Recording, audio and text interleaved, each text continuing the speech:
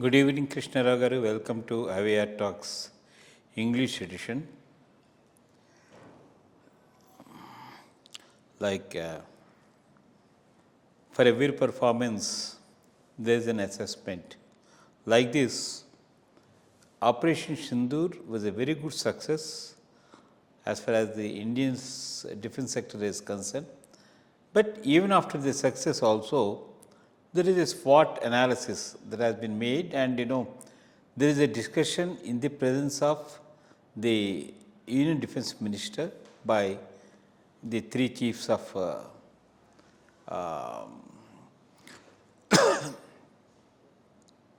the military services, and the Air Chief Marshal Mr. Amarpreet Singh has openly tried to analyze, and then he said there are certain fallacies and there are certain areas where it requires an improvement and all that, and he tried to express his discontent openly. So, and it is a sort, you can also say it's sort of vexation by such a person of high standard. He said not even a single project is getting completed within the due time, because the military people, they expect a lot of discipline, and he says Tejas MK1 and Tejas MK2 were delayed beyond expectation, and then he said the 5th generation AMCA fighter jets, there is no progress, and then they said there is no correlation between the industry and the military. That's what he said. And he said there is a lot of transparency that is required in these areas, and he said he appreciated we are not taking forward the Making in India concept enunciated by the esteemed Prime Minister Mr. Narendra Modi, and he said now it's time that we should open the windows to the private sector and try to see that we attain the objectives at the earliest, and because technically the whole world is changing as far as technology, military based missile systems and others, and India should gear up for this eventuality what is going to happen tomorrow. And so these are the certain issues which he has expressed openly, and we know this sort of comments have taken place earlier also, but now it has come to the public galore, and I request you to kindly take both sides of the coin of his expression of discontent, and also the need to revamp the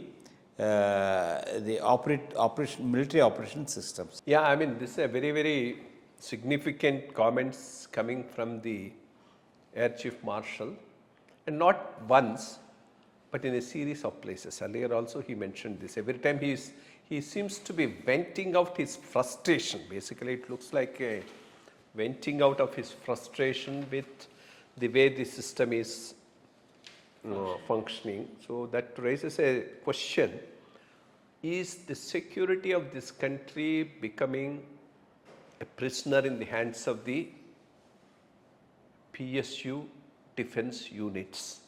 Because unless they develop, and also the DRDO, which is essentially a research wing of the defense research laboratories, that's the way it is going.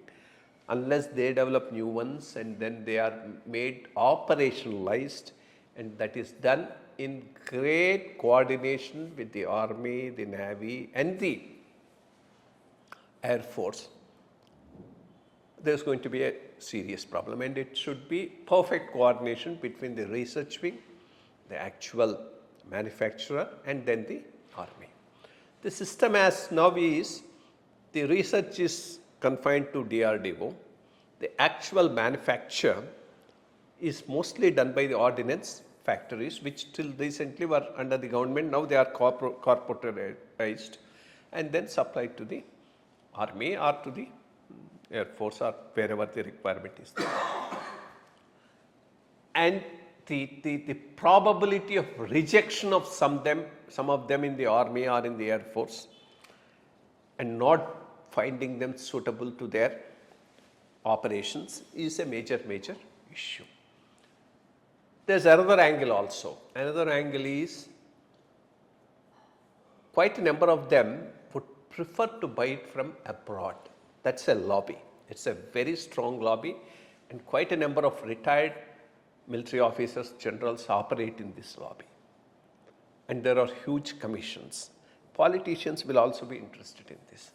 So they, to achieve that end of foreign purchases and the huge kickbacks involved, sometimes blame is also being thrown on the local PSUs and their ability to manufacture things as per the requirement of the defense services. This aspect is also very real and is there.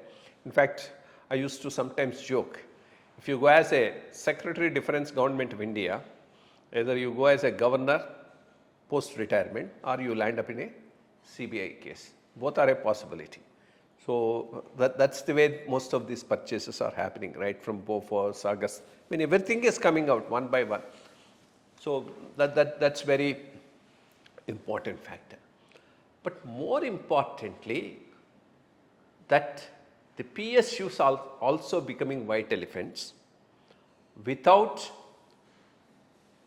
proper responsibility in terms of delivery schedule as well as the efficiency of production is also an important factor. It also cannot be ruled out.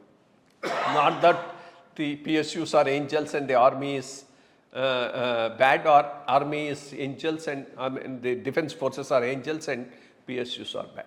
This coordination is what the government has to do. I think that's where the real role of the secretary and the minister really plays out.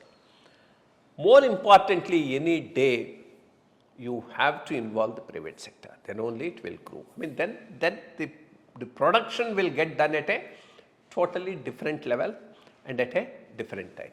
And especially since we are eyeing exports, defense exports as an important foreign exchange earnings, we are looking at it. If you want to export, you need to have a lobby. You need to have a lobby to present them and ensure that they are bought.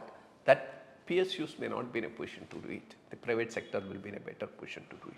The present model of PSUs and the private sector coming together to produce, I mean, the stealth aircrafts, the other ones, the artillery, is a very welcome thing. That's the only one which can finally give you an edge as far as the defense production is concerned, and also make it export oriented. Then only it can be.